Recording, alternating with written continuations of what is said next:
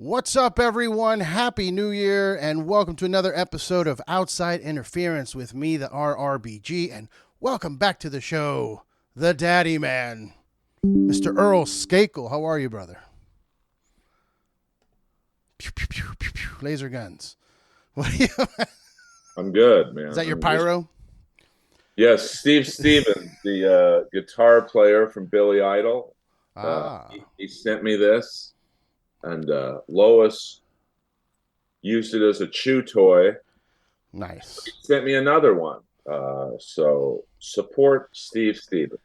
Does he make those? Is that his product? Like he makes guns, Well, toy guns? it's his thing when he does the guitar solo to Rebel Yell, one of the most iconic guitar solos from the 80s. He rubs a gun against one of those against the guitar string, and it makes this weird noise. So it's his like gimmick, I guess. I see. All right. Well, that's cool. I mean, Uh, I got it for free. Being Jewish, it is cool. yeah, I mean, you got to have a gimmick these days, man. Show business is hard. You need gimmicks. You ain't kidding there, man. First, before we get started, I want to let the listeners know it's been a while since I've put out an episode, and it's there's a couple things going on. I just want to let the people know. Knucklehead is still an option. They're just currently taking a break because of the new year and shit got crazy. But we're actually building a new studio. February will be launching. Hopefully February. That's the plan. But the space has been acquired, and we are building out studios so that the RRBG and the Outside Interference shows have different sets and they look different because right now they all look the same and it's kind of weird. So we're in the middle of all that, and also just I needed a mental health break for a couple weeks because it's been a rough year. 2023 was rough, but also, like I posted, the biggest year for all of us. I mean, we got to go to WrestleMania and get our own merch. You and I, Yeah. that was pretty wild. So it was a huge, huge year, but I needed a little break. But we're back, and with that, the world ended in AEW. We haven't talked about it. I know it's a week away. It was on Saturday, but figured I wanted to hear some of your thoughts on the things that went down. I mean, overall, well, when it was live, I was at the Kings Edmonton Oilers game, so I texted all my wrestling friends, don't tell me anything, but you can tell me if it's good or not. Mm, So I would say all 10 of them literally texted me the same thing. It's okay. it's okay. And that's my review. I mean, it was, once again, we talked about this many a time. I think AEW's problem is they don't have a lot of oh my God moments. Like, Monday Night Raw. Oh my God, The Rock came back. It was great. Right. Even I watched. So I think, obviously, with the Devil storyline, there was a potential to have an oh my God moment, and they just didn't get it. Yeah, it's one of those things people and some of the insiders, some of the people that are helping with production, like some of their office people are leaving the company.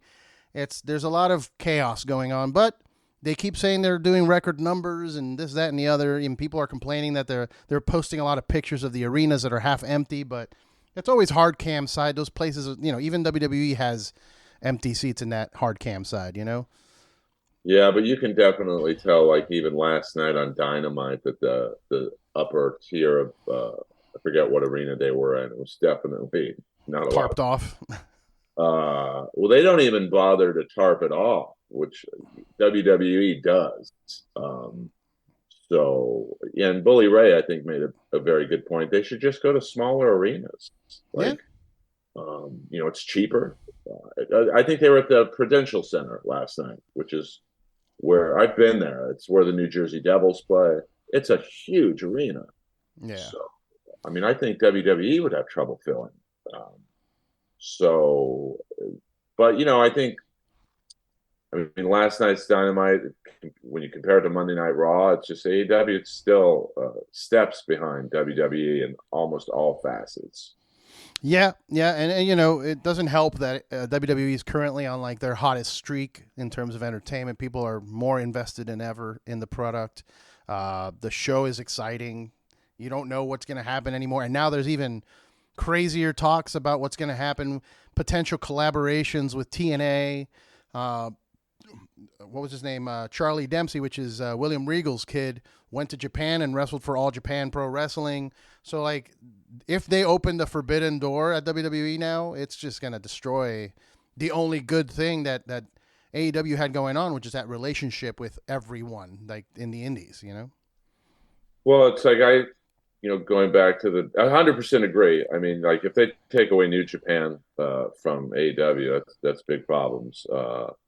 But I said my dream devil and his henchman group was Ziggler's the devil, Elias is like the humor bodyguard type, and then you could have the Kingdom, you could have Roderick Strong and maybe a younger guy because Roderick Strong's over. Like I was at was it GCW? Is that what it's called? Yeah. At Ukrainian Cultural Center a couple weeks ago, and some guy in the front had a Adam shirt. Oh, yeah. It was a very long card, about 4 hours, and the whole night people were yelling Adam. Yeah, it's super over. When we were at we went to Full Gear together, and that's all people kept yelling, like Adam. It's working. He's over, so I get having him involved. But AEW I think has reached a ratings plateau. So they've got to find a way to get WWE fans' eyes on the product. And you saw with Ziggler yesterday in New Japan when he went after David Finlay. It's the talk of Twitter right now. In terms of wrestling Twitter. And I can only imagine if my dream scenario had played out, that is an oh my God moment. And WWE fans would have watched last night on Dynamite. And I don't know how you feel. I mean, like AEW gets a lot of shit for their storylines not really adding up. And the Kingdom does add up in terms of the storyline. They've been, 10 years together in Ring of Honor, NXT, other places. But I've never heard those two guys get a pop before outside of Roderick Strong. No, I'm not shitting on them. No, it's true. It's true. I mean, they do get a pop when they're in Ring of Honor or whatever, like in the smaller venues, it sounds. But yeah, nobody knows who they really are unless they're a big diehard Ring of Honor fan, Yeah. But wrestling fans are also kind of finicky. Like if it would have been Dolph and Ryan and like Elias and maybe one other WWE guy, then they would have shit on AEW for like, oh, you're just WCW taking all the ex WWE guys. Like, you know how they are. People are crazy on the internets. Well, I do agree that at some point you got to just stop taking WWE's leftovers and guys and girls that they fired or rejects that they just didn't want anymore. But I mean, Dolph Ziggler's not a reject. Absolutely not. And he's still got some gas in the tank. It's not like they're getting like an older guy or girl who's just they're done. I mean, Dolph could wrestle, I think, for the next 5 years competitively. And, they need, the problem with the devil thing is Adam Cole's hurt, so he can't wrestle. MJF is busted up. He can't wrestle.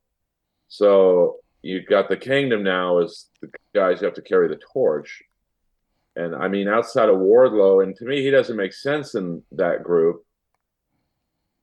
He's a strong enough character to be on his own. Yeah, I mean, he has his beef with MJF, obviously, that is a good tie-in. But now that MJF is not going to be around for months, like what's his role? I guess to go after Samoa Joe eventually. But yeah, I don't know. To me, the Adam Cole reveal was very predictable. When the first person asked me, like, who do you think the devil is? It's Adam Cole. Like, and when it ended up being him, it was kind of like, oh, I was right. There you go. There it is. It should have been a shock moment. But it wasn't. I mean, hell, I would have taken MJF as the devil in the end, and it would have been better than Adam Cole. I mean, I think a better ending, and this is Sosis's idea, and I never really thought about it, was they do what they did, and then the henchmen turn on Adam Cole and they align with MJF. Like that would have been like, oh, okay, I didn't see that coming. Yeah, that would have been a good swerve. Still not a, oh my god, like it should have been Ziggler. That's just it was a big fail, and obviously he's in New Japan. He can compete now. That crowd would have gone bonkers. Congratulations to him, by the way. What a debut. And also, I totally fucking called it in September when he got let go. I posted it on the page. I was like, let's send him to New Japan, have him destroy them over there, get a championship run, come back to AEW, do a tag team run with his brother, and maybe even a world heavyweight run later, and then leave AEW and go do a Hall of Fame run at WWE to end his career. I think that would be the move, you know? I mean, if you look at the matches he could have in AEW, it's like Omega, Osprey, MJF. I mean, he's probably faced Edge and Christian, so it's not unappealing. But I want to see new matchups. So there's a lot. Jay White, you imagine Ziggler and Jay White, the Mike feud. That'd be great. That would be a good match. Yeah. So, I mean, the devil should have been Ziggler. It just, that's something where Tony Khan needs someone. I'm not saying like us, but like, hey, man, this is why it should be him. This, no offense to Adam Cole, but we only have 5 pay-per-views a year, something like that. We need to maximize bang for the buck. Obviously the next pay-per-view is going to be built around Sting's retirement. So, but it just, like a lot of things in AEW, the pay-per-view overall was just there.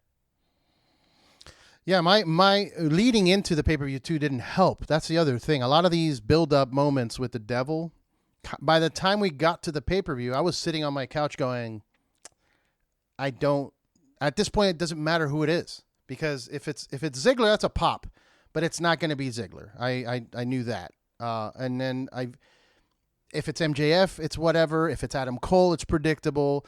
And the one that I wanted, I thought it would have been Marty Scurll, because there was one of those build-up moments. He types out on the screen, "Are you a hero or a villain?"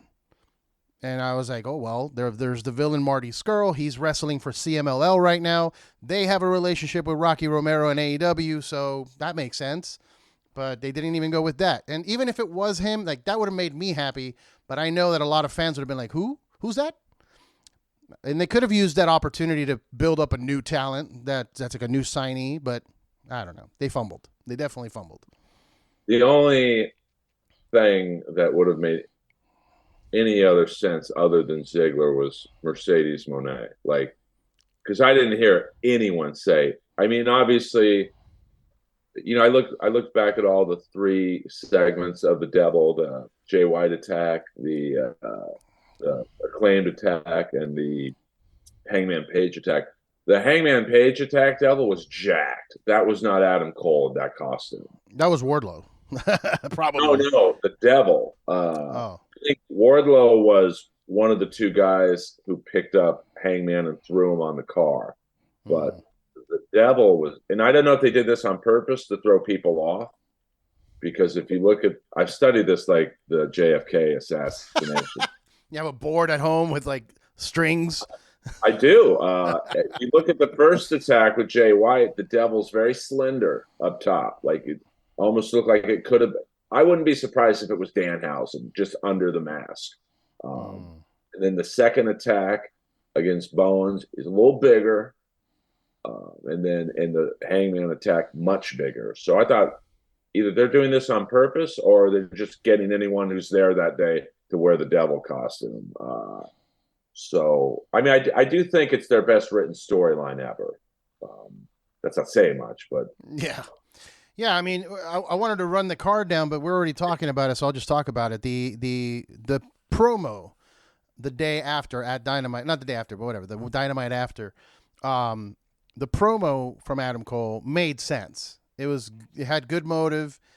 The whole time they were best buds, they kept teasing that they don't trust each other. So it makes sense. But again, it was just kind of a lackluster reveal for sure.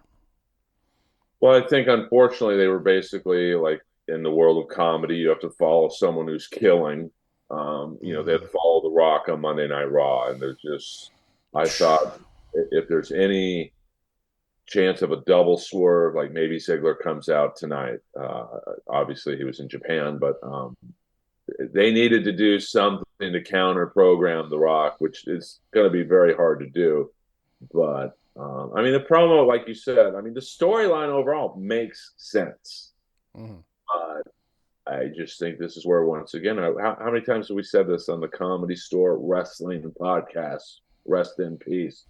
They need Tony Khan needs someone in his ear going, "This is why you should do this because it makes this, that, and that line up." So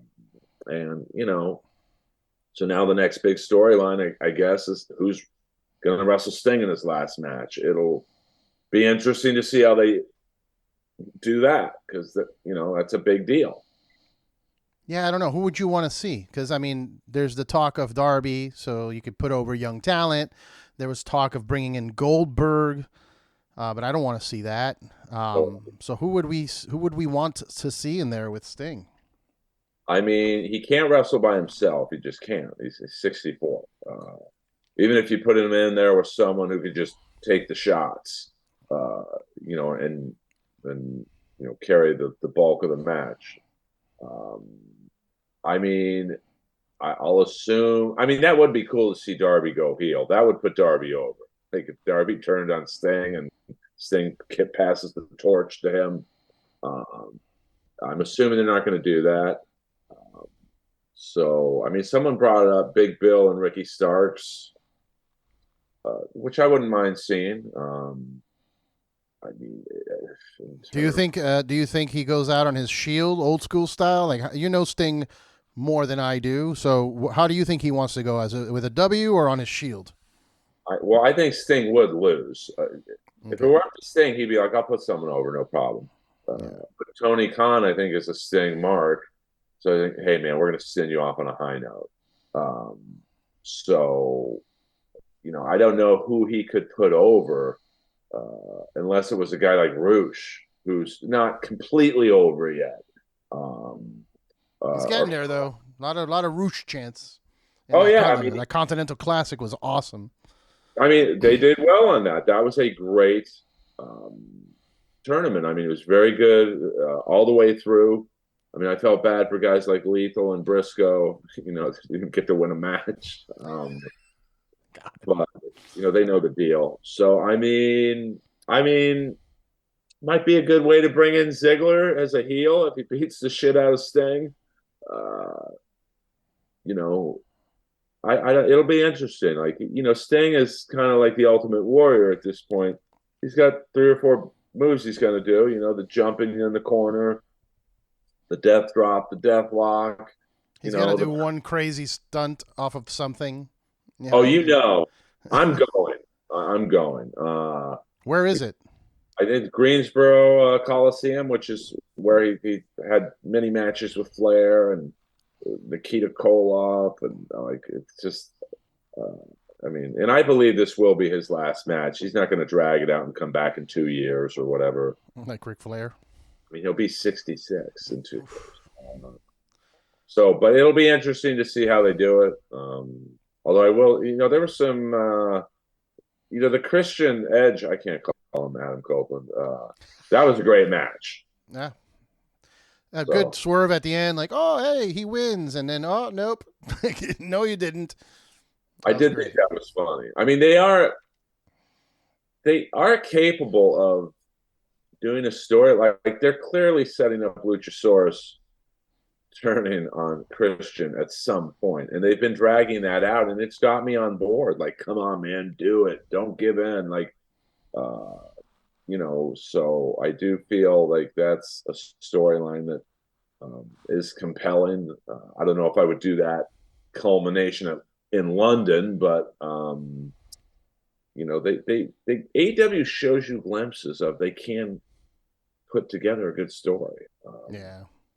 Yeah, I So keep trying to defend them and telling people like, it's not really about for them. It's more about the action and the matches, the dream matches, and like the holy shit. And here's Okada out of nowhere. Like that's what AEW is about. It's basically a well-produced indie show, and as opposed to like what you're getting in WWE with more stories and characters and whatnot. But they do have like you said, glimpses of some good things that they could do.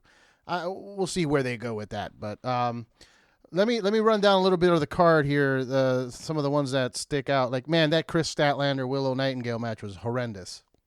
Botchamania. Whew. I mean, that one move where Willow, who we've seen in at that New Japan show in Long Beach, like she's good, but it kind of reminded me of that match with Britt Baker and Taya, where they just didn't have the best chemistry, and it just that was a rough match to watch, and I'm a fan of both, but they had an off night. It happens. Well, the thing is, too, this is what I was having a discussion with. They were like, "Oh, the women's division in AEW needs help. We need Mercedes Moné to come in and help." And I'm like, I think that they have good characters. Chris Statlander's a good wrestler and a character. Willow Nightingale's got her thing going on. Julia Hart and Sky Blue. I love this new Sky Blue thing. And they have, Julia Hart's grown tremendously since she became champion or leading up to that. Abaddon's cool. Tony Storm is great with her new character as well. So they have the talent. I just think they don't have a performance center. They don't have a way to practice. Their practice is, when they get a match on TV, or maybe, if they do an indie show somewhere or something like that, or maybe an ROH taping or something. But it's not like WWE where like, hey, you're looking a little rough. Go to fucking Orlando and get into Performance Center that we have like the top coaches in the world and tune up like what they're doing with Jade Cargill. Jade Cargill was great, but she was, we've said it numerous times. She's good, but she was squashing everybody. She's a little green. Like she wasn't ready.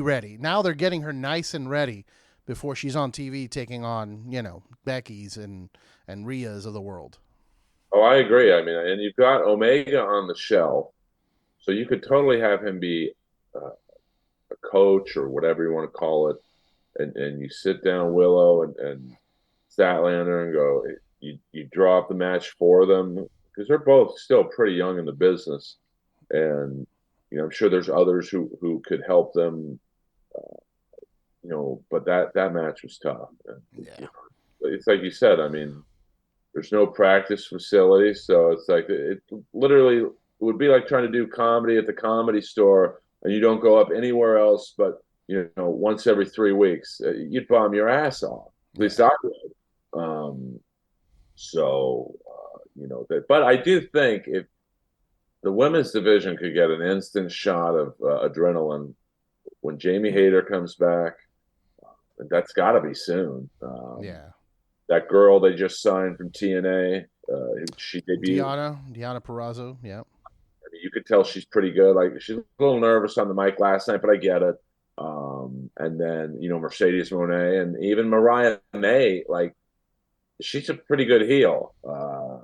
Like last night, she hit a couple lines, kind of like Rick Rude, shitting on the town or the state. It was pretty good, and so that's 4 girls and Britt Baker coming back, wherever she is, and I like Abaddon. Like I think it's a little one note, right now, but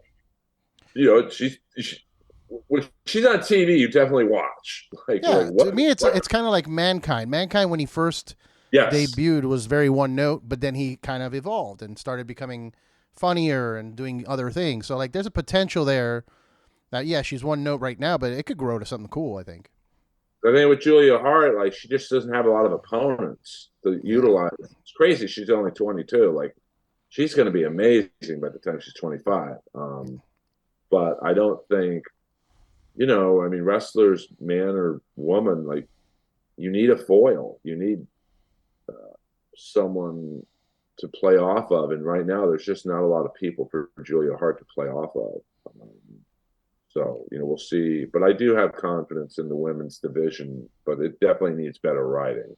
Oh, for sure. They need some stories, something going on. I mean, and how many times are we going to get Riho in there whenever they run out of women? They're like, all right, throw Riho in there to do a title match. It's like, all right, come on.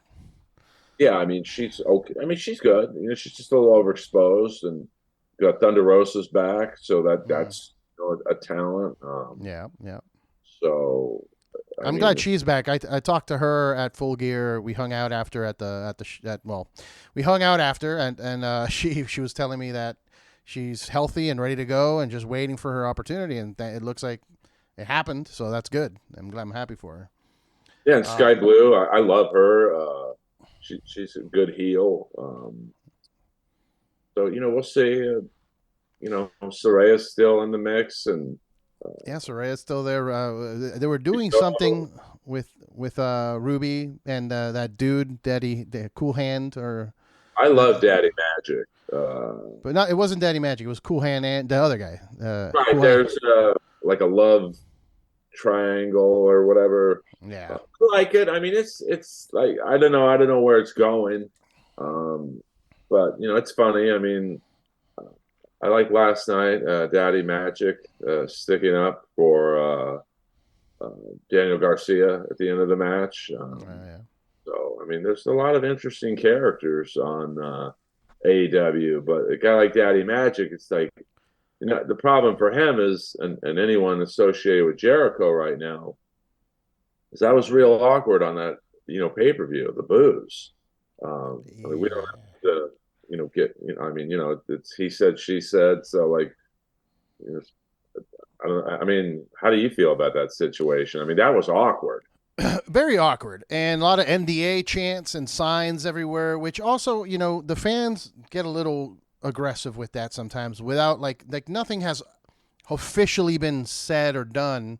It was just kind of rumor and innuendo, and even then the guy walked it back. The Houseman guy or whatever, the guy who called out Jericho, walked his comments back, saying like, well, I didn't mean that he was sexually harassing everyone. I meant that blah, blah, blah. He was gatekeeping. I don't know. It got a little weird. He definitely meant that. I mean, you can't throw out. See, this is what I hate about allegations, and it's a difference.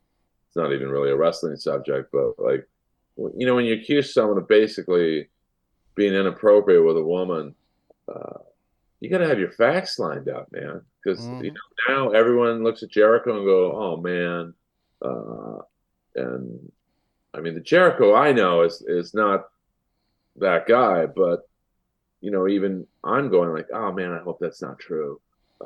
I wouldn't have been surprised, only because I don't know Jericho, but he's a rock star and a wrestling superstar. Like, those types of people generally do shitty things. I didn't think he touched her or did anything, but like what I heard was that he called the girl up to his room and made a pass, and she got scared and left.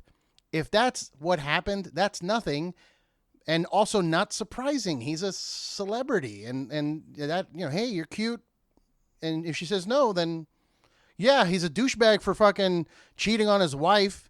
But other than that, like, what are we talking about here? I mean, I just hate that. Like, he threw it out there. He knew the repercussions of what he was saying. When you basically say Chris Jericho is the Harvey Weinstein of the wrestling world, that's I mean, that's just wrong to say that unless you have facts and say them right after that statement, because like you could ruin someone's life by saying that shit. Well, there's he associates with a particular person that is now in WWE that I don't like talking about. He was the one that broke the story for Punk during Brawl Out. He's basically the guy who started Brawl Out, because he's the one that Punk yelled at, that guy Houseman. So and then they became best buddies, and he was like the connecting source to CM Punk. And you know what I say? Tell me who you hang out with, and I'll tell you who you are. So. Those people are just shitty people. I wouldn't put it past Jericho to make a pass at a lady, but I wouldn't call him fucking Weinstein. That's crazy. Well, that's basically saying he's a rapist. Like, that's what you're implying. And it's just wrong unless you know the facts. And It's just I have a real edge to me about this subject because I Oh, I just know. We know. you can ruin someone's I mean that clearly affected the pay-per-view, like, Yeah. and it was probably awkward for the announcers because they know why he's getting booed and they can't really, like, it's a minefield to go around, and you probably felt bad for Jericho, and you felt bad for his opponents because he was the face in that and they're booing him. So I'm sure there was confusion with the heels of, hey, how come they're not booing us? What do we do? Yeah. Uh, And so that match had potential to be great. I mean, it was Big Bill, Ricky Starks, the Don Callis family, Sting and Darby, and then Chris and Guevara. And that could. I feel bad for Bill and them. And Sting. Like now they're all involved in that mess. They're putting up with that scenario, like you said, the booze. It sucks, but what can you do? It happened. I think Joseph had the best idea. I believe he told me, dude, they should have scrapped that 8-man thing, which I agree with. I don't like those 8-man things because it meant nothing, that match. But you bring in Enzo just for one match. Yeah. I mean, but it's fun and with a little bit of nostalgia. He's against Big Bill, and I would have gotten a big pop, and it would have been trending on Twitter. Outside of the Jericho NDA stuff, that match didn't trend at all. So, No. Yeah. Sting is like, I'm got one more match. I don't want to deal with this bullshit. Yeah. Well, the thing is also, I mean, not just getting rid of that 8-man tag. AEW continues to do this shit. There was 12 matches. That's too many matches, man. Look at the WWE pay-per-views. Not to say that they should copy, but the last few have been 5 matches. This is 12. That's insane. That match could have gone away. The Chris Statlander Willow Nightingale match could have gone away. Could have been a TV match. Hook versus Wheeler Yuta for the FTW Championship didn't matter. Nobody, like, who cared about that match? It was all right. They got to keep Wheeler Yuta off the mic. He's horrible. Like, Horrible on the mic. You had who else? Like the 8-man tag, Swerve and Keith Lee. That match should have been on the card and should have been awesome, but Keith Lee got hurt, and then they replaced him with Dustin Rhodes. Just cancel the match. No disrespect to Dustin, but like, who cares? How did Keith Lee get hurt, and when did he get hurt? It was like the day of, and I don't think it wasn't like an injury that he got. It was, he didn't get cleared by the doctors. They were just like, hey man, you're in rough shape, which he is. He's 450 pounds, old. I'm sure there's many aches and torn meniscuses and fucked up shoulders. Like he just didn't get cleared to compete. There wasn't an actual like, oh, he got hit by a car or something. Although I will say I did like the Battle Royal. I thought that was a good on the dark. I thought the that kickoff, was, yeah. To have Kill Switch, and I love Lance Archer. Like, to anyone who's like not sold on Lance Archer, go watch his match with Ospreay last year, like in New Japan. He held his own. Like he's legit. Oh yeah, he used to tag with Suzuki, man. Like that dude rules. It's just he says some unsavory things on the internet, so people hate on him. So. Yeah. I mean, I would have ditched the Sting match and maybe put the Battle Royal on the main card. They definitely needed to cut at least 1 to 2 matches. There was also that other multi-man match, fucking Danielson, all the losers of the Continental Classic. That's a TV match. That doesn't need to be on the pay-per-view. And it just didn't. You got these random like Brody King, Jay White, Lethal, and Roosh. It's just, let's just throw these guys together. That's the New Japan booking right there. They do that all the time. All right. What else? Okay, so Eddie Kingston winning the Continental Classic. That was great. That was very well deserved for him, and really good match. Lots of hard hitting. I heard people complaining that like, oh, all they did at the end was slap each other until somebody passed out. I'm like, yeah, like a fight. That's how fights are. You punch until someone goes down. I don't know. I thought that was a really good finish. Oh, I liked it, and I thought it was a great cap to the tournament, which was very well done. I mean, yeah, there were some fantastic performers in the tournament overall. I mean, Andrade was great in it. Uh, Garcia, Brody. I mean, even Jay Lethal had some good matches. I mean, Briscoe too. Even though, especially with Briscoe, he's never and Lethal too. I guess they're never going to win this. So their matches were kind of like anticlimactic. But I get, you have to have someone lose, and Yeah, it happens. so Another match that could have gotten cut was Miro and Andrade. As much as I love Miro and I want him to be on pay per view, that match didn't need to be on a pay per view. It was on Andrade's last match in AEW. He's I gone mean, now. I think yeah, that's a bummer. I didn't know that was going down, but I thought that match should have been on the card. It just could have been cut by like say 5 minutes because there was a lot of standing around, and obviously, especially Miro, they're two pretty big dudes. But I mean, I saw Andrade wrestle Joey Janela at GCW, and it was a very fast paced match. Like, so Andrade can move, like, and then Miro's in great shape for a gigantic dude. Yeah. Uh, so I thought they just could have. I don't know who wrote that match. Maybe they both collaborated together. Sorry, there's construction next door. Oh, I don't hear it. It's fine. Okay, but that's some that's a match where like William Regal could have said, "All right, guys, let's cut this chunk of moves out and get right to the finish." I mean, I did like the finish where CJ Perry, basically knocks his arms and Miro. I didn't see that ending coming, so it was good, but it was a little laborious, the match. Yeah, I don't think anybody saw that ending coming, including CJ Perry. I think what happened was they finally had the discussion backstage that Andrade was leaving, and they're like, "Well, I guess I'll turn on him because, you know, what other what else can we do here?" Because I feel like that partnership with Andrade was supposed to be longer. Like that story was probably going to be longer. The whole, CJ betraying Miro, and it's probably going to keep going to a certain extent. But now that she helped him, I don't know. That I feel like that story got cut short because Andrade left. Yeah, I mean, it almost seemed like they were negotiating during the match, and Tony Khan was like, "Okay, we're not re-signing him. Radio down, end it." Yeah, But, and it, I mean, I know it didn't happen like that, but it was a weird. It just seemed like the finish was so last minute. Like, okay, turn on him. yeah, So yeah. And the only match we haven't talked about, well, we kind of talked about it. MJF Samoa Joe. Um, I mean Samoa Joe. I don't think anybody argues that he deserves that title, and it's so good to see him like in the position where he should have been years ago in WWE. Do you remember? Were you watching when it was Samoa Joe versus Brock Lesnar?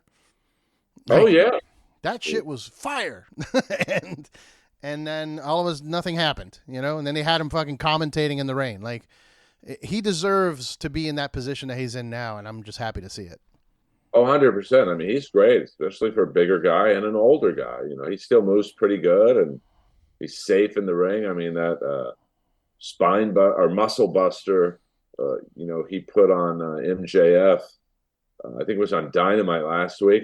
That's a dangerous move if you don't execute it like to perfection. So, but I could be wrong, but I'm pretty sure that's the move that took out Tyson Kidd. No. I didn't. It probably is. I don't remember that. But I think my only problem with Samoa Joe winning is why would Roderick Strong help him? Like more or less, I mean, Roderick Strong basically helped Samoa Joe get the title with the Kingdom when he's the one who hurt his neck. Like, so it's like little things like that. It's like, okay, that doesn't completely make sense. Well, yeah, but again, I guess the neck thing became a comedy gimmick at some point where he's getting out of the chair and having a match with the neck brace on. Like it wasn't a real injury. I guess. I guess it was part of the ruse. I don't know. I mean, I guess, but like that's something that I don't know. I immediately thought, well, wait a minute, didn't he almost break Roderick Strong's neck, and now they're allies? Like, but with no explanation. Like, there's no like, okay, they were in on it together. Or like, there's no, just a 2 minute. vignette or something where it goes, okay, now I see why they did that. Yeah. Just like Wardlow being in, and they last night, I don't know if you, I'm sure you did catch this, but like Yeah. Adam Cole said, if Wardlow wins, he's going to give me the title. And Wardlow was like, kind of gave it a weird look, like, okay, I guess. So they've already blown the next feud, which is clearly Wardlow will leave this group. Yeah. And they'll turn on him or he turns. I don't know how they'll do who turns on who, but like they could have. That's something where a writer would say, don't say that like you're going to say it like he said it. Kind of hide it a little bit more, like so it's a little bit more of, oh my God, Wardlow just turned on the Kingdom. Yeah. Yeah. Now we already know it's going to happen, so it's like it's less interesting. Yeah. No, I agree 100%. But kudos to MJF. They're pulling. By the way, going back, I just looked it up. Tyson Kidd did get injured by a muscle buster from Samoa Joe, which is why that move was banned in WWE, and then they let him do it in AEW. Well, if you look at that move, like when he hoists you up and your neck is basically against his shoulder, I mean, and they're at that point of the match when he did it to MJF anyway, he's pretty sweaty and slippery. Like it could be a disaster, man. But Yeah. I guess that what makes the move work, like because there is that hint of, hey, if there's a botch here, like we might be seeing a real injury. Yeah, for sure. For sure. We'll see where it goes. Again, I was trying to say earlier, MJF is playing off this whole bidding war of 2024 thing and the world ending and him losing everything. They took him off of the roster page. He's no longer. They did that before, though. So yeah, they did that when he got fired or whatever. I mean, listen. I'm sure every wrestler wants their WrestleMania moment, but I'm I don't know what his goals are. Like, so if he wants to get into acting a little more or whatever, like Ziggler wants to get into or is in comedy. AEW is a great alternative because the schedule's not as lax. If MJF, and I'm sure they're reaching out to him. WWE. Oh yeah, he did the Iron Claw, right? The movie, so he's definitely going to act more. But they're not. Look, I have it on good authority. I'm not going to name names or throw anybody under the bus but I've heard from numerous folk that work there that he's already resigned. He re-signed, not resigned, re-signed for until 2027. I mean, yeah, I could, because I thought, if he goes to WWE, because people are already kind of souring on CM Punk. Like it was a big deal. And then the first Monday Night Raw promo, it wasn't great. It wasn't horrible, but it wasn't great. And then the SmackDown promo, he did a line against AEW that fell completely flat. And now it's just like, okay, he's here. Yeah. I have him fighting Dom in house shows. I mean, I just think, I wouldn't be surprised if he went up to Sting and said, hey, I know what happened to you over there. What do you think would happen to me if I went? Sting is an elder statesman. He got burned when he went there. So I'm sure if they did talk, hey, this is what they'll probably do to you. They'll start you off against Roman Reigns. You job to him. You job to Cody. Oh, you want to be in AEW, our main competition? Now you want to come play with us? Well, this is how we play. Yeah. Job. And then he's in a match with Damian Steele or something.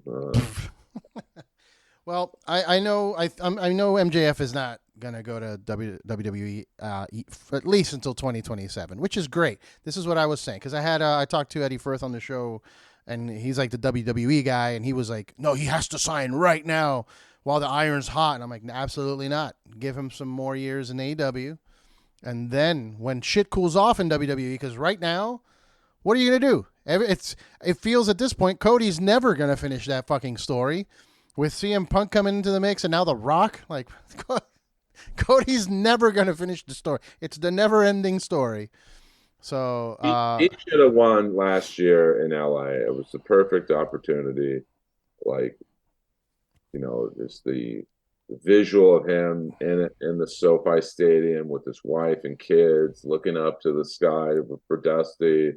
It just would still be talked about. I mean, Roman's character is the same. yeah, what has Roman done in this entire year? We're almost at Mania again, and what has happened between that Mania and this one? That's you're like, oh shit! Like all the good stuff with the Bloodline happened before that Mania. Now it's like, okay, well, what's he doing? He's barely on TV, and I mean, I guess he helped make Jey Uso a main eventer on his own, but I mean, that did get a big pop when The Rock said "head of the table." dude. Like, that was a big, big pop. So, I mean, I still say Cody should have won, but he didn't. So, I just think if whoever he beats in Philadelphia, it's just not the same as LA. Like, Yeah. there were so many eyes on the product, celebrities in that house. It just, but it's the way it is. Yeah, we'll see what happens. Let's talk a little bit about Mania at the end. I only have a couple more things from Dynamite, which is how are you feeling about Orange Cassidy now? They have him just putting up that like there's jokes going around the internet of like, be careful meeting Orange Cassidy because you might end up challenging him for the whatever it's called, international championship, because he just puts it up against anyone. I think he's on TV too much. Like, you're kind of just sick of. I mean, I love him, but like the pops are getting smaller. It's very repetitive. We talked earlier about Sting doing the same 3 or 4 moves. And with Orange Cassidy, it's the same. The hands in the pants, the little kicks. Yeah. And the beach break, the finishing move. It's just, I would love to either see him go heel or he needs a character change, because he's still over, but I don't know. It's just not. It's not as big as it was. It's not as big as it was. I mean, he's a great wrestler. I mean, I don't know what the character change could be outside of going heel or just something different, the presentation. But, that's someone who might benefit from. I mean, I guess he's the champ. You can't really take him off of TV, but maybe a new alliance. I think a new character. Like, everybody loves that character, but like the perfect opportunity was when he was defending that title. They were running the story of how he's defended the title every week and he's exhausted and he's injured and then he lost the belt to, I think, Mox, and then Mox lost it like right back. And I think there was some kind of injury in between that caused that kind of shuffle. That's why they moved it around. But that would have been a perfect opportunity to switch his character. Be like, hey, he's frustrated, or he's about to snap because he can't take it anymore because all these defenses. Like, there needs to be a switcheroo there. Maybe him and Danhausen. You know what I mean? Switch them both into more serious characters. Have the evil Danhausen and have Cassidy, finally snap and like give a shit about something, and have a new character. I don't know. Yeah, I mean, that's something where you should just have a bunch of people in a writer's room and go, hey, what do you think? Well, like we're doing right now, but like with people who can actually make it happen. And, right. And then because he's good. I mean, it's hard to say he's good on the mic because he doesn't really talk. That's his character.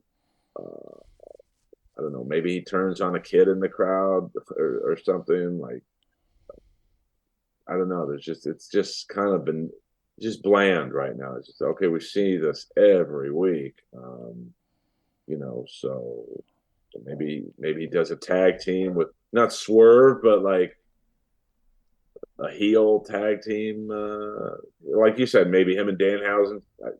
I don't know. I mean, I think the way Danhausen goes evil and poisons Cassidy into becoming evil with him. I don't know, something like that. Yeah, that'd be funny. Huh? That'd be funny. Yeah, that'd be funny. Other things on Dynamite: Darby versus Takeshita. That was a fun match. Takeshita is such a fucking stud, and they fumbled that ball too, man. Takeshita was on the rise with that feud with Kenny, and then all of a sudden, if like everybody's like, oh, he's gonna be the next big star, and nothing happened. Once again, it's just like I mean, we all know it's fake, and in terms of the storylines, it's are not fake, scripted, Right. uh, and that whole Don Callis faction. Like you've got Kyle Fletcher in there, who's United Empire guy. Like so, he doesn't really fit. Like in terms of that. Now I don't know if Mark Davis is hurt again. He Like, is. oh, okay. Yeah. Uh, but Osprey's in there, and that doesn't like Osprey doesn't need a faction outside of United Empire. So that doesn't really, and he's coming in. I'm assuming, I think he said he had commitments in New Japan. February. Yeah. So maybe him and he'll be Sting's last opponent. Imagine how over he would get. I mean, he's already over, but if he beat the shit out of Sting, like, because I do think there is a large, not a large, but maybe a decent sized section of the American audience who doesn't really know who Osprey and or appreciates him. Like if Sting puts him over, that would be huge as a heel. Yeah. Yeah. What else happened? There was a Continental title eliminator match to see who the next contender is for Kingston, and it ended up being Trent Beretta, which it was Trent Beretta versus Brian Cage versus Brian Keith versus Hijo del Vikingo. Another multi-man match that doesn't need, like, it had people in there, like Brian Cage didn't need to be in there. He's a 6-man tag champ. And Hijo del Vikingo didn't need to be there. He's a AAA mega champion. I like that they brought in the bounty hunter, Brian Keith. That dude rules. He's good. I like him. But yeah, anyway, Trent wins. He's going to challenge Eddie on Saturday on Collision, which I love Trent, but like, come on, we know he's not he's not taking it. So, but he'll put on a good match. Then there was Swerve and Daniel Garcia. There was a dance off with Garcia and Prince Nana. So I wanted to ask you this: where are you at with Nana now? Because I remember you hated him when we were still doing CSW.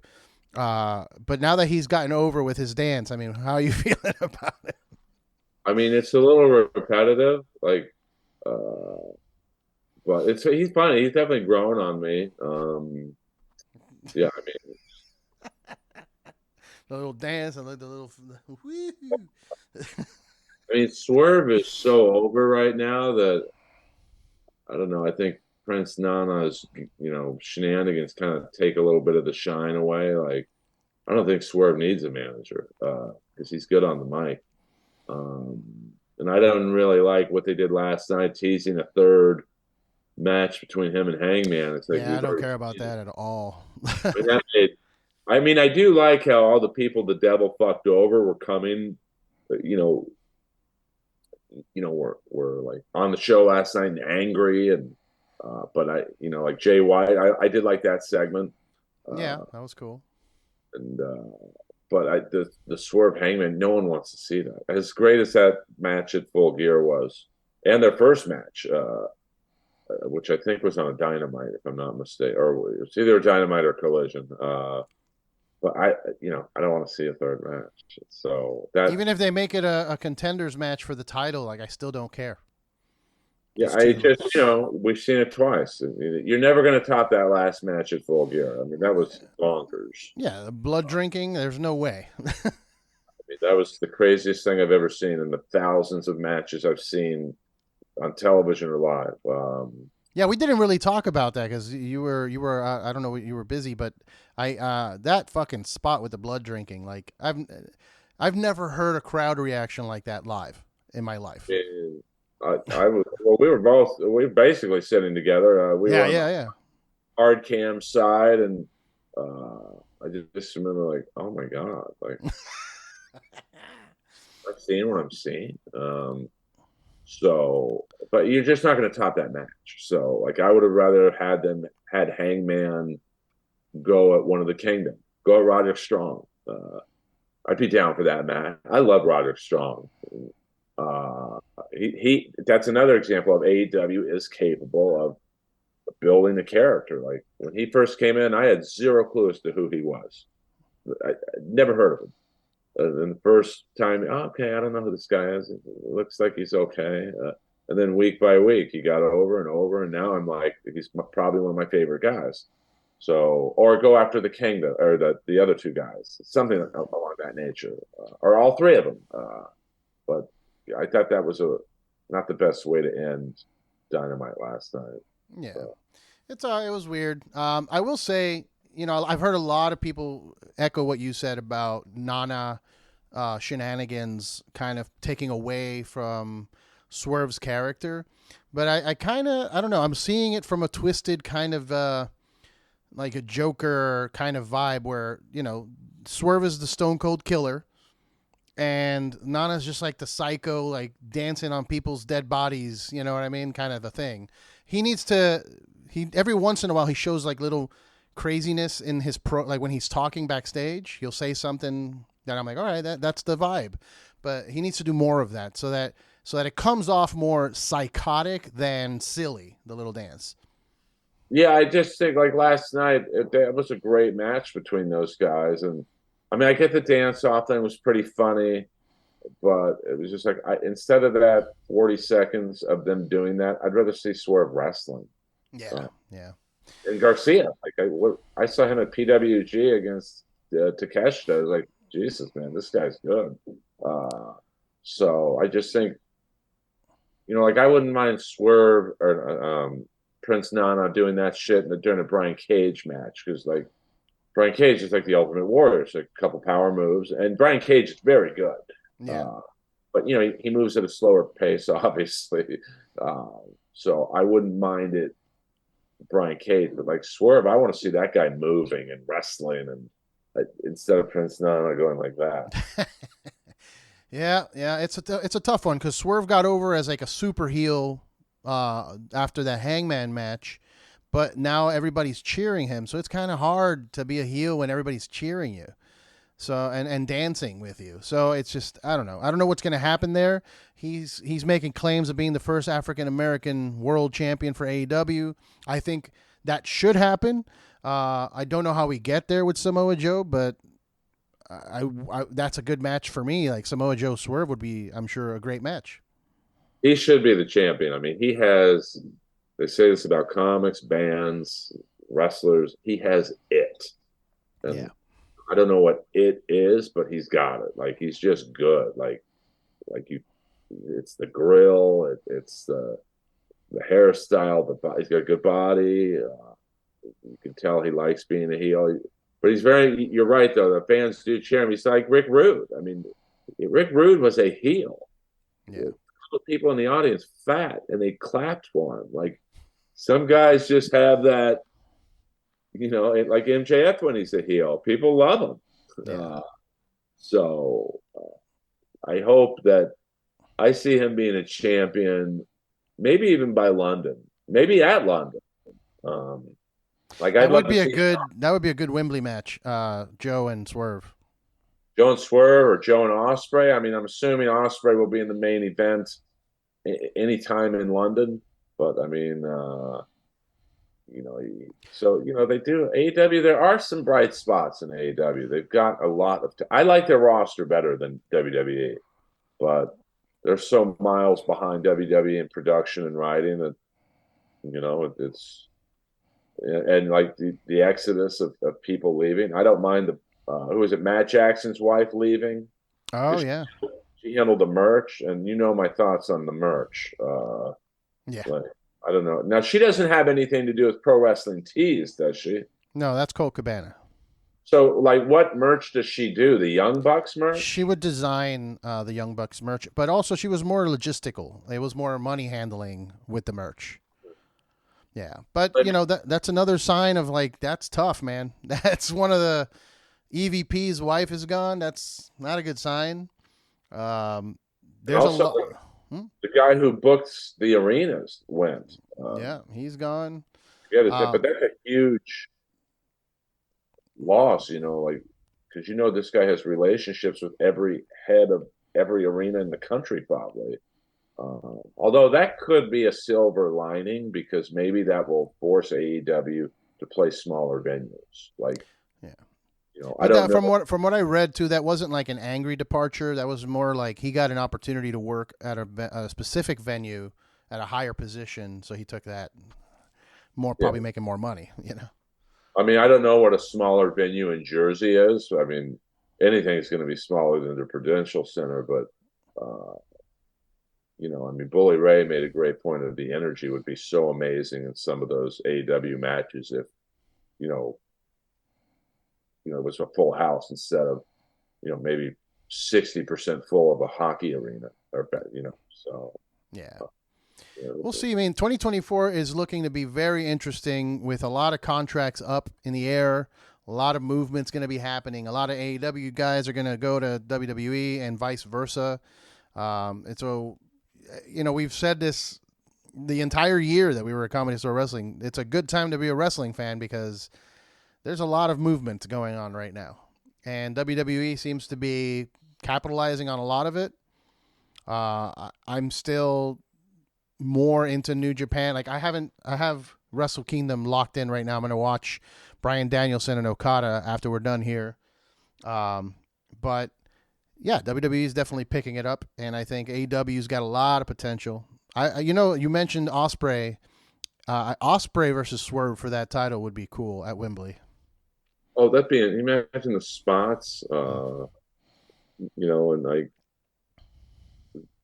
I mean, you have a black champion or a high profile African American wrestler against, a probably your top foreign talent in Osprey, arguably, and then I mean, this year's London could be huge if they do it right. Like, I mean, I think they botched Omega last year in like some useless three-man a trios match. Like he needs to be in a singles match. Now maybe he couldn't go like he is accustomed to, and that could be something that played into, hey, I can't do a singles match right now. I'm hurting. But like he needs to be in a singles match if he's physically capable. Okada, I thought should have been on the card. But now it gets confusing with Forbidden Door, and now you've got London. Like London's an international card, Yeah. so Well, maybe All you do. In, I think All In is their WrestleMania now, the Wembley card. Yeah, I mean, they proved they can put on a big show. Like, listen, it was still the entrances weren't amazing outside of MJF's, which was like, okay, this is a WWE feel to it. But for their first mega arena, that's not even an arena, a stadium show. I'll give them a B plus. And now they know what to do and what not to do. And if Ziggler's there, which I'm assuming he will be, and Monet, it's rumored that her WWE comeback was they tried, but they couldn't agree. And I mean, I don't really. I mean, I guess she could go to New Japan and just, but AEW I think would be good for her. And like you said, she could probably go back like Ziggler at some point to WWE. But I mean, we'll say. I mean, it is a great time to be a wrestling fan. And all these indie shows that I'm becoming aware of, GCW, PWG, like especially for a Southern California fan, it's like there's a lot of good things that you can have access to. I'm going to Peter Avalon's match in 2 weeks at hold Long on. Beach. But what is it? Championship Championship Wrestling from Hollywood. Okay, That's so Dave Marquez's company. it's at the Infinite Reality Studio. Yeah, So I don't know what that is. January 14th, if you're in the LA area. Yeah, I think I'm gonna go. He reached out to me too and asked me if I was gonna go. So he comes to my comedy shows, so I'm gonna need to. I need to support. I need to be a good brother. Yeah, I told him it'll be nice to see you in a main event, and you're not jobbing to Wardlow. Right. Yeah. So Yeah, it's a good time. We'll see what happens. I think the next big AEW pay per view is that Revolution. A lot of TV from here to there to get to a good story, but a lot of potential, man. I'm excited. We'll see where all these people end up. I know Elias is back. He's now Elijah, and he's wrestling in some weird indie I'd never heard of. I don't even know the name, to be honest with you. But he could go to AEW, Yeah. like Riddle's in MLW. But I'm assuming that's a pretty easy contract to get out of if he said, "Hey, I want to go to AEW." Okay, thanks. Like he'd be, and I know it's like we talked earlier that AEW gets a lot of shit for bringing in old WWE guys, but Riddle's still got a lot of gas left in the tank. Ziggler does. I mean, Elias, I think he's over. Like wherever he goes, he's over. Yeah. I mean, that would be pretty funny if Elias debuted and did a song about the WWE. That would go viral. Put him in a feud with Jeff Jarrett.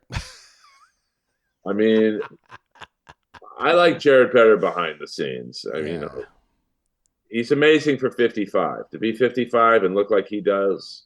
And he's even more impressive in person. Like, I met him at the Flair Roast in the last match weekend. And, like, damn, we're the same age, bro. You look fucking amazing. But, I like humor spots, too. I did like when Kevin Von Erich last week put, who did he put in the claw? I forget who the Von Erich boys were wrestling, but Kevin Von Erich came down and put the claw on. Yeah, I saw that in a clip, yeah. Do we have 3 minutes to go over that movie? I haven't seen it. Okay. But give me your thoughts, because I know there's talk of the Ric Flair portrayal horrible. Being horrible. Also, people hating on the fact that one of the kids is missing. But I mean, I read that the story is so tragic that a suicide on top of that would have just been too much sadness. Yeah, I disagree. Like, it's part of the story. Like, yeah, it's a great. I mean, obviously the result's not great, but the fact that he was like the only Von Erich that wasn't physically gifted, and it drove him to suicide. I mean, it matches with the rest of the story, and frankly, I don't think one more tragic death in that movie is going to be like, oh, this is too much. And I mean, I think it's a great movie if you don't know anything about the story. Like if you're a Zac Efron fan or the guy from The Bear, and you just I don't know, it's a date night. Let's go see this movie. Oh wow! And you'll leave that theater going, that's a sad, sad story. But I don't know about you, but like when I see a movie, I want it to be pretty factually lined up. Like, and my friend said to me the other night, Earl, it's not a documentary. Right. But like, they left out Chris Von Erich, which I think was a mistake. And they kind of, I'm old enough to remember Fritz Von Erich. Everyone thinks the Von Erich feud or the Von Erich curse was because he switched the name over to Von Erich. And like, I mean, being Jewish, I think that the curse was because when Fritz Von Erich was a heel, he came to the ring kind of like a Nazi. Like, no, his robe was the Iron Cross, and I mean, Jesus, and he did the literal goose step. They completely like erased that. And the casting, I would have had Zac Efron as Kerry Von Erich. Now, I realize that because Kevin's the only surviving family member that you probably want the biggest actor to portray him. Right. But Kerry was the star of the family. So, and then the casting, I would have loved to have been on the cast. I would have had Ziggler as Ric Flair. I mean, I'm sure the Ric Flair actor is a great actor, like in a drama or a rom-com, but like it struck me as he probably watched a couple Flair videos on YouTube and all right, I'll just give my own take on it. And it's like, you can't, like, it's Ric Flair. Like, yeah. Or even Ryan. I know Ryan's in the movie. Ryan was great as Gino Hernandez. But I'm saying, like, I would take Ryan as Flair over Oh yeah, yeah, yeah. Whatever the fuck. Yeah, I could see that. But I mean, and the Harley Race character was I mean, he kind of looked like him, but it was just, he didn't act like him. And I don't want to spoil the Bruiser Brody stuff, but like they had Bruiser Brody doing things in the movie that he never would have done. Like if you know who Bruiser Brody In the is, ring or like outside of the ring? basically like I don't want to spoil it for you, but how he prepared for a match. It's like without giving it away, like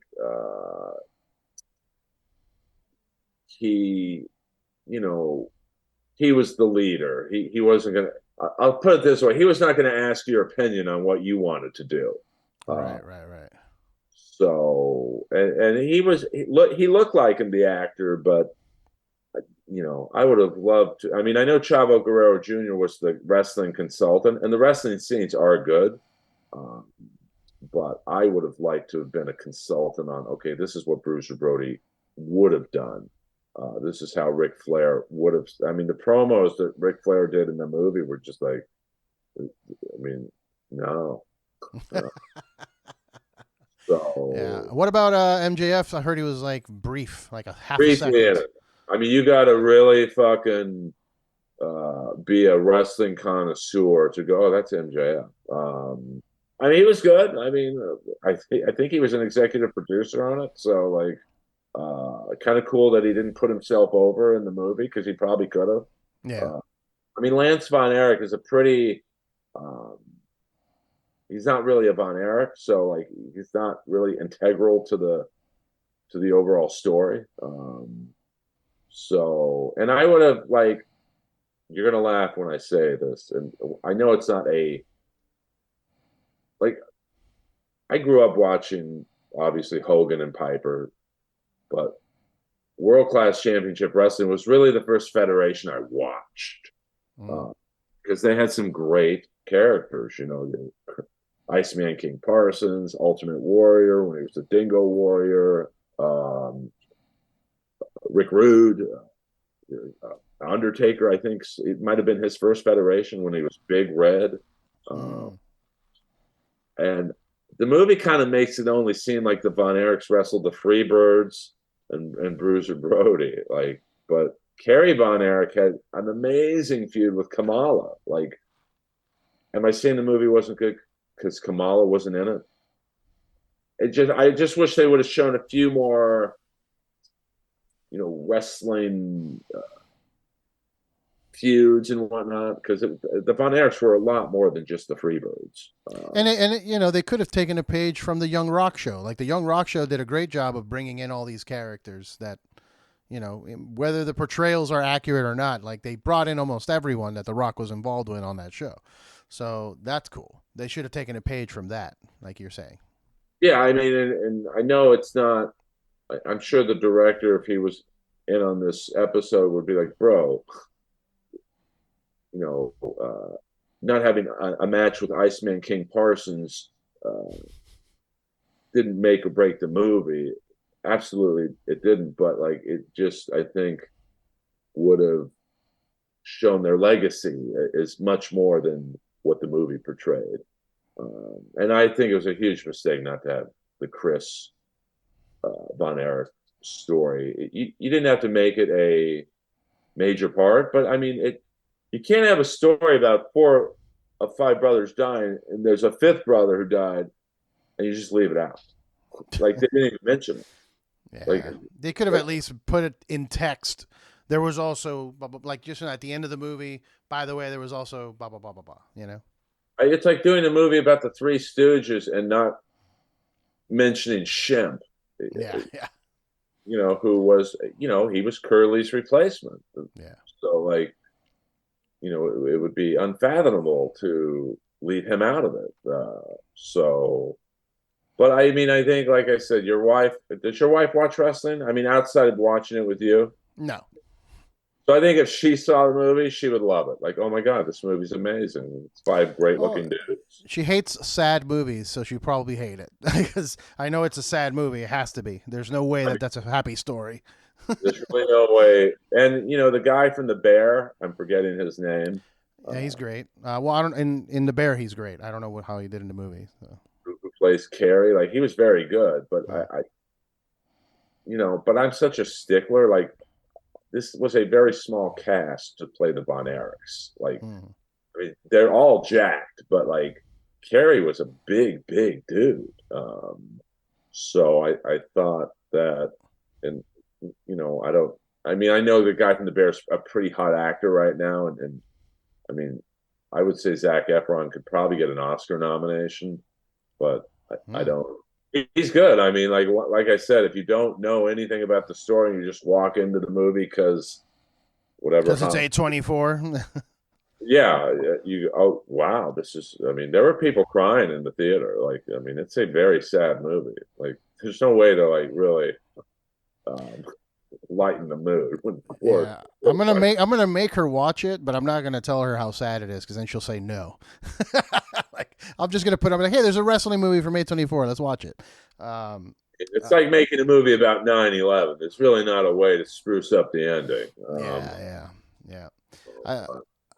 I, okay, so out of 10 Varvatos leather pants, how many how many how many leather pants are you gonna give this movie? I have to give it 2 ratings. I think for non-wrestling fans who know nothing about the story, it's an 8.5 out of 10.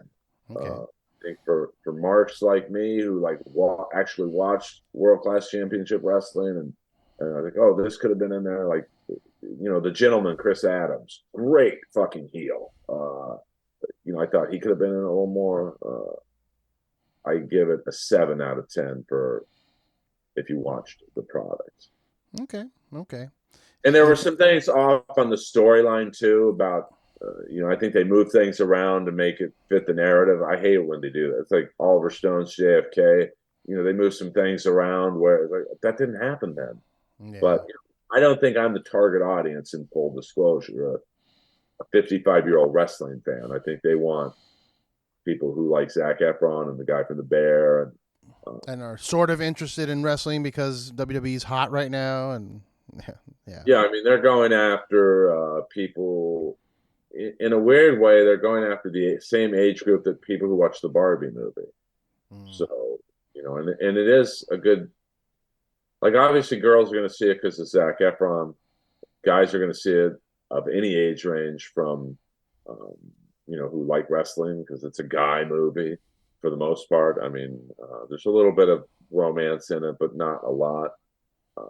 So it didn't do that well. I mean, I think it was sixth in the box office the first week, and then it lost. I think 30% the second week. So if you are going to see it in a movie theater, I would say you probably have 2 weeks at the max. But I could see this doing well on I would say like rentals, but like streaming. Like I'm assuming it'll go to Netflix because Zach has a relationship with them. So I think I read somewhere that A24 is actually going to be signing a deal with HBO Max to bring all the A24 movies. oh, So okay. so they'll probably end up there, and that's probably where I'll watch it. I'm gonna be honest. I wanted to go to the theater to see this, but I saw a lot of my friends with invites to the premiere, and nobody reached out for plus one to take me to the premiere. So I'm kind of a little butthurt. So I'm just gonna watch it at home. Fuck you guys.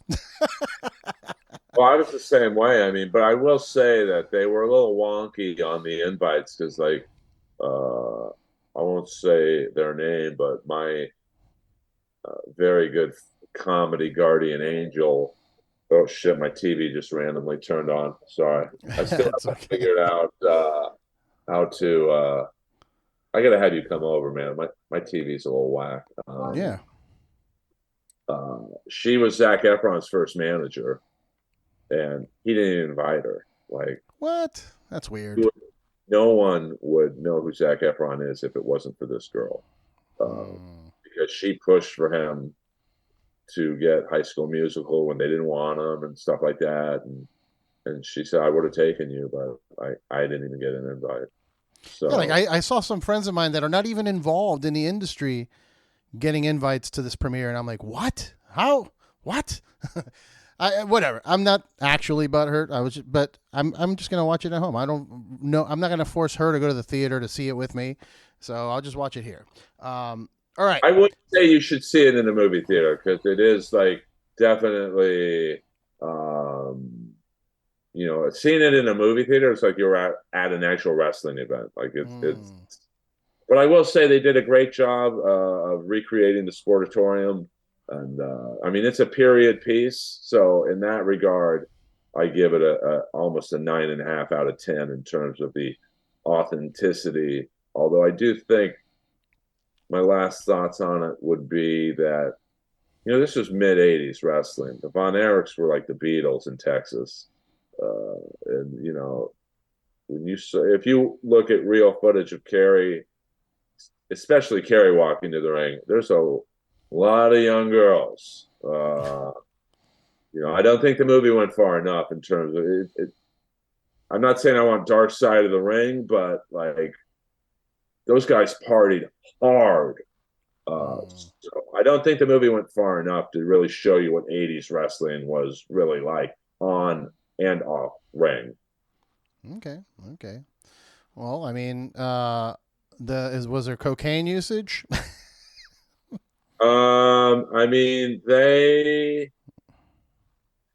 sugarcoated around it. I mean, I don't want to ruin, like you can't have a movie with the Von Erichs, Ric Flair, Gino Hernandez. Bruiser Brody I think he was pretty much a family guy, strangely enough. Like, you think looking at him, this guy probably not a great husband. He was probably the nicest husband out of the bunch. I just thought it was sanitized, I thought, too much. I mean, it's like Slapshot was a great representation of what pro hockey was like in the '70s. That's what it was like. Fighting, drugs, booze, women. The football movie North Dallas 40, which is basically about the '70s Dallas Cowboys, incredibly realistic, which is why I love the movie. They show how the trainers really treated the players like, you're going to take this drug or we're going to have the next guy who will take it play ahead of you and shit like that. You didn't get that with Iron Claw. I mean, like I said, they definitely made Fritz Von Erich a little more sympathetic than he was. I mean, look at some of his clips when he walked to the ring. I didn't listen to the Iron Claw. Well, if you're looking for some gritty shit, they just released the 9 Lives of Vince McMahon on Vice, which is part of the whole Dark Side of the Ring thing. Okay, I think it came out today or yesterday. Yeah, that's gonna. Well, I mean, Vince is. I wouldn't be surprised if down the road they do a Vince McMahon movie. They're working on it. They've already announced that they're working on it. It's just trying to get past being able to release it without his permission. I mean, it definitely that's something where you definitely need the footage, and like you'd have to there's a great some of these shoot videos are great. Who was I was listening to some shoot video of someone who was actually right outside the office when Nails beat the shit out of Vince McMahon. Fuck, it'll come to me, of course, when we stop. But I mean, I don't know. Without footage or the ability to mention the Ultimate Warrior, Hulk Hogan, I don't think you could do a movie about Vince McMahon and have it be good. Because it's just going to be sanitized, and it would have to be after he passes or something, or if he gets arrested for real. All right, well, Earl, let's wrap it up. We've been going at it for an hour and a half. What dates do you have? If you have any dates, if you have anything you want to plug, I know you've been working on a special or something like that. You want to tell the people? Yeah, I'll be at the Comedy Store tomorrow night, January 5th, if this is released before then. If not, it was a great show and I killed. If this is out Saturday. And then I'm working on my special, basically, if you remember from the Comedy Store Wrestling podcast days, for the last about year and a half, I've filmed about literally 35 hours of a documentary on why I don't have a comedy special. and it involves me going to like my grade school, my high school, my college, my childhood home in Bel Air, and just talking about my early days of comedy, going to certain rooms that I used to do. And so it's going to be a unique special.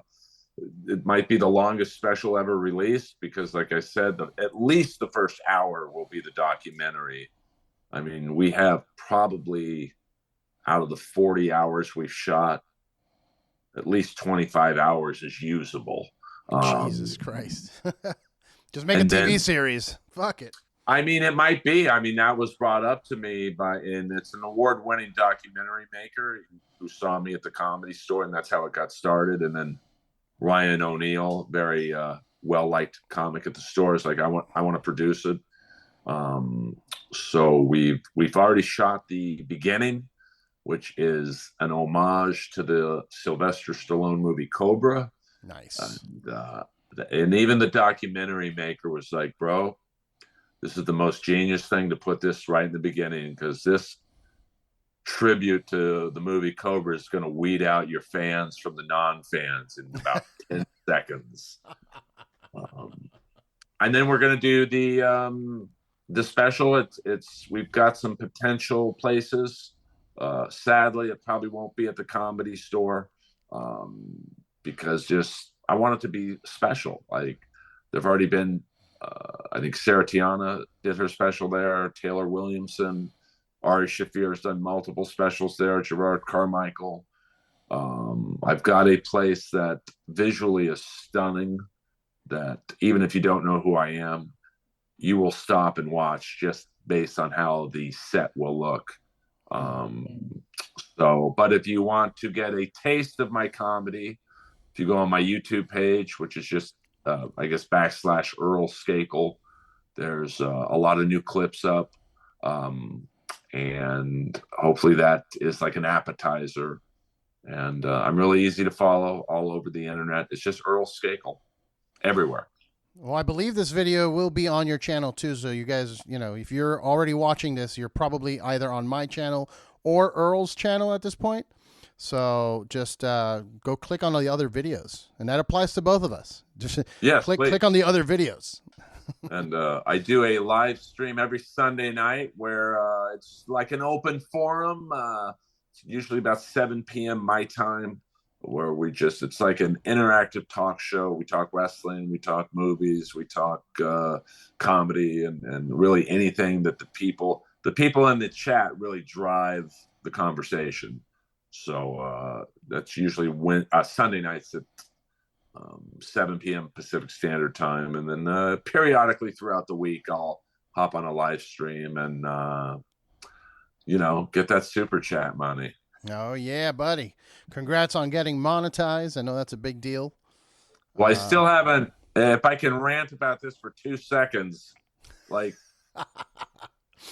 I've had like 7 people trying to help me to get your channel monetized. As you know, on YouTube, you have to use a thing called AdSense. And they are now I'm not monetized yet. I'm capable of it. Because they are saying I have to shut down my other AdSense account, and I've never been on AdSense before in my life. So it's not a very easy process, but I'm, through the help of several people who have successful live streams and super chats, they are helping me. And I will never ask my fans for super chat money. A lot of people, it's like, you've seen it, bro. It's like online panhandling. Oh yeah. It's really just, hey, if you think I'm funny, pay me for my funny. I'm not asking for donations or anything, but I've done comedy, Eddie, probably for 20 of the 25 years for free. So it's not, I'm paying for my own special too. I'm not doing a GoFundMe or whatever, but if you think I'm funny, maybe throw me a few shekels. Yeah, hell yeah, I approve of this message 100%. Earl's a hilarious comedian that you need to see live. Go to the store and see him. It was an honor to have you by my side for a year talking wrestling, But you know, I ain't going anywhere, so hopefully we can do more stuff down the road. If you're watching this on Earl's channel, follow me at RRBG Podcast. I have a comedy show January 31st at Knucklehead. Hey, you should come film your special at Knucklehead. But I mean, we're looking. But people would watch. I mean, I'm going to shoot for this one place in particular, but like, you know, people, because I'm going to use like 3 to 4 high def 4K cameras. This is not going to be like you in the back holding my iPhone. Yeah. So, you know, because it's a joke I do on stage, but you know, all specials do look alike. You know, so I really, obviously, I hope people stay for the jokes, but I want them to stop and go, "What the fuck is this?" Yeah. Well, shit. Yeah, so January 31st is the next Riffs. Come hang out at Knucklehead in Hollywood if you see this. I'm also doing, you know, random mics and shows around town whenever I can get them. But follow at RRBG. I'm going to start posting more interviews now that the new year is here, and I took my little sabbatical for like 3 weeks. So there'll be more content coming. But Earl, dude, thank you again for your time. And I'm going to let me come over and help you out with your tech work. And Jesus, dude. help you out. If you can come over this weekend, I mean, or whenever, like, they don't make it easy. Like, I don't want to bore people with the intricacies of AdSense, but I've done everything right. You know, I had my friend Jordan the Lion, who has the #1 travel vlog. Like this, no one knows YouTube like this guy does. I gave him my password. I gave him my checking account info. I'm like, dude, because I trust him. Like, we're very good friends. He's like, you've done everything right. So it's frustrating, but I'll take your help, to be honest with you. All right. Well, I'll swing by. Everybody, thank you for watching. We'll see you next time. Cheers.